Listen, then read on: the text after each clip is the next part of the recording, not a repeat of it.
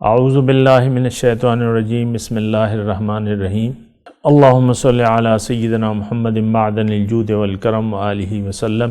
سامعین و ناظرین اکرام، السلام علیکم ورحمۃ اللہ وبرکاتہ۔ آج کا ہمارا موضوع یہ ہے کہ جھوٹ اور سچ کی حقیقت ہے۔ دیکھیں، اصل میں ہر چیز کی ایک بنیاد ہوتی ہے اور ہر چیز کا ایک مطلب ایسا ہوتا ہے کہ وہ تمام چیزوں پر حاوی ہوتا ہے۔ جیسے کہ دین ہے، اس کا ایک مطلب ایسا ہے کہ وہ تمام یعنی معنی پورا کرتا ہے، جھوٹ اور سچ۔ اور تو اس سلسلے میں ایک بات یہ نوٹ کر لیں کہ ہم دنیا میں انسان کی فلاح اور نجات سچ اور سچ کی پیروی میں ہے۔ سچ اور سچ کی پیروی، یا حق کا اتباع۔ حق سچ ہے نا، جو حق ہے اللہ تعالیٰ کی طرف سے جو دین ہے وہ حق ہے اور وہ سچ ہے۔ سچ اور حق یہ دونوں ایک ہی چیزیں ہیں، سچائی اور جھوٹ۔ ذالک بأن اللہ هو الحق وأن ما يدعون من دونه الباطل۔ قرآن کی آیت ہے کہ اللہ تعالیٰ فرمانا ہے یہ اس لیے کہ اللہ حق ہے اور حق کے سوا جو کچھ بھی ہے وہ باطل ہے۔ یہ قرآن کی آیت ہے۔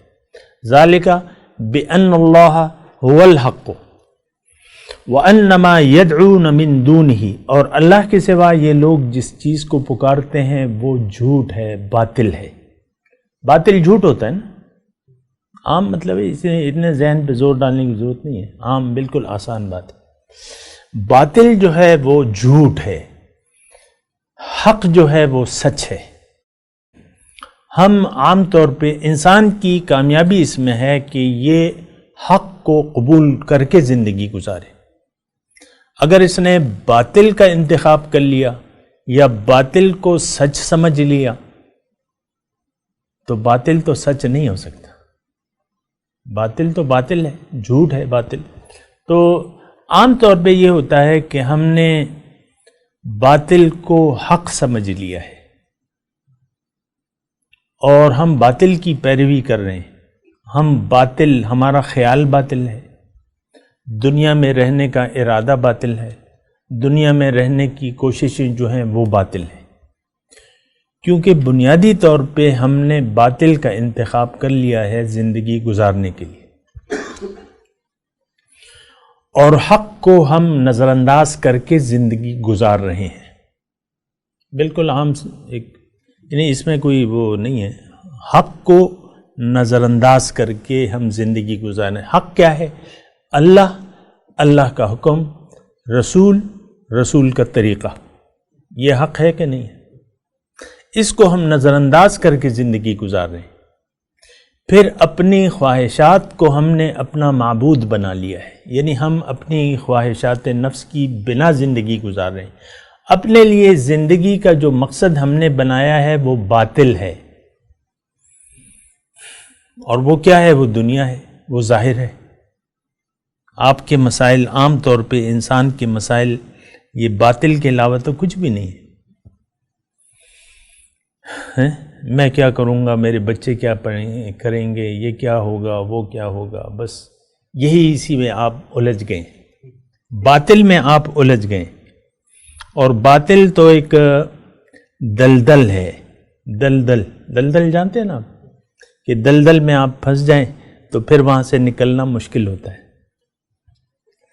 وہ کوئی کھینچ کے نکالے گا آپ کو تو پھر وہ کام ہوگا، اور وہ کھینچ کے نکالنے والے کا نام کیا ہے؟ شیخ کامل۔ شیخ کامل اس ہستی کا نام ہے جو آپ کو باطل کی دلدل سے باہر نکال لائے گا، اگر آپ اس کو اپنا ہاتھ پکڑا دیں۔ ایسے نہیں ہوگا ایسے نہیں ہوگا کہ بس آپ نے بیعت کر لیا اور بس شیخ کامل، اب آپ چاہیں یا نہ چاہیں وہ آپ کو کھینچ کے، نہیں، ایسے نہیں ہوگا۔ آپ نے پہلے ارادہ کرنا ہوگا کہ میں نے اس کی دلدل سے نکلنا ہے، باطل کی دلدل سے نکلنا ہے۔ پھر آپ نے ارادہ دلدل سے نکلنے کا. اب کوئی دلدل میں پھنسا ہوا ہے اور وہ ہاتھ یہاں باندھ لے، بلکہ ہاتھ بھی یہاں تک دلدل میں ہے مثال کے طور پہ، اور وہ ہاتھ بھی اپنے دلدل میں کر لے. اب جو ہاتھ جائیں گے وہ اتنے تو جائیں گے، یہاں تک ہے. تو اب وہ کوئی شخص اس کو پکار رہا ہے کہ بھئی آؤ میں تمہیں نکال دوں، وہ اس کو پسند ہی نہیں، اس کو وہ دلدل ہی پسند ہے. تو بات یہ ہے کہ یہ اولی الالباب کی بات ہے جو سوچ و فکر سے کام لیتے ہیں. بات ہو رہی ہے جھوٹ اور سچ کی. سچ کیا ہے؟ سچ اللہ ہے. اللہ کے سوا کوئی حقیقت نہیں ہے. ایک حقیقت ہے اس کائنات کی، وہ کون ہے؟ اللہ. اب اللہ کا حکم جو ہے وہ حق ہے، اللہ کے احکامات جو ہیں وہ حق ہیں. ہمیں حق کی پیروی کرنی ہے. حق کی پیروی کر کے ہم اس دلدل سے نکل سکتے ہیں. یہ حق ہے. اور جھوٹ کیا ہے؟ جھوٹ آپ کا ظاہر ہے. جو آپ کا ظاہر ہے یہ کیا ہے؟ اس کی کوئی حقیقت ہی نہیں. تو جھوٹ آپ کا ظاہر ہے، جھوٹ آپ کی امنگیں ہیں، جھوٹ آپ کا ارادہ ہے، جھوٹ آپ کی کوششیں ہیں جو آپ جھوٹ کے لیے کر رہے ہیں. دنیا تو جھوٹ ہے. اللہ کی اگر یاد نہ ہو تو یہ سب کچھ جھوٹ ہے، کوئی بھی آپ کا نہیں ہے. یوم یفر المرء من اخیہ وامہ وابیہ وصاحبتہ وبنیہ. سورہ عبس کا مضمون ہے. اس دن انسان اپنے بھائی سے بھاگے گا. بھائی بھائی آپ کرتے رہتے ہیں، بھائی بھائی. تو ماں سے بھاگے گا، باپ سے بھاگے گا، بیوی سے بھاگے گا اور بیٹے سے بھاگے گا. مطلب کیا ہوا؟ جھوٹ ہو گیا نا سب کچھ. یہاں تو آپ کہتے رہتے ہیں نا یہ میری بیوی ہے، یہ میرا شوہر ہے، یہ میرا بیٹا ہے، یہ میری اولاد ہے، اور یہ ہائے میرا بیٹا. آپ بیٹے کو پکارتے ہیں اور اپنا سمجھتے ہیں. وہ آپ کا اپنا تو نہیں ہے. یہ جھوٹ ہے کہ وہ آپ کا ہے. آپ کے کام نہیں آئے گا، وہ بھاگے گا آپ سے. آپ کو اگر ضرورت پڑے گی مثال کے طور پہ تو وہ تو آپ سے بھاگے گا. یہ سب آپ سے بھاگیں گے. تو یہ سب جھوٹ ہے. تو یہ تمام جو ظاہری رشتے ہیں یہ جھوٹ ہیں. یہ جو ظاہر ہے یہ جھوٹ ہے. اگر اللہ کی یاد نہ ہو تو یہ سب کچھ جھوٹ ہے. آپ کی زندگی کی بنیاد، ہماری زندگی کی بنیاد جو ہے وہ جھوٹ پہ ہے. کیونکہ یہ حق کے علاوہ ہے. ذالک بأن اللہ هو الحق وأن ما يدعون من دونه الباطل.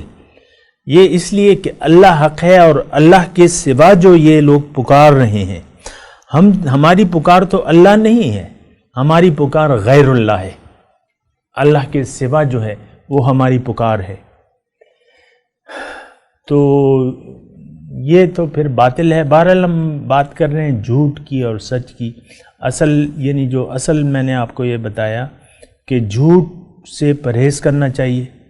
جھوٹ یہ ہے کہ آپ اللہ کے سوا کسی اور کو اپنا مقصود، محبوب یا مطلوب بنا لیں، کسی اور کی محبت اپنے دل میں ڈال لیں اللہ کے سوا. یہ جھوٹ ہے. یہ دل تو اللہ تعالیٰ کا گھر ہے، اس میں اللہ کو آنا چاہیے، اللہ کو آپ کو پکارنا چاہیے. آپ غیر اللہ کو پکارتے ہیں تو یہ جھوٹ ہے. اللہ کو نظر انداز کر دینا ہی جھوٹ ہے، آپ کا جھوٹ ہے. چاہے آپ کسی کو پکاریں یا نہ پکاریں، لیکن انسان کسی نہ کسی کو پکارتا ہے، کسی نہ کسی کو پکارتا ہے. تو بہرحال جھوٹ یہ ہے کہ آپ اللہ سے جھوٹ بولیں.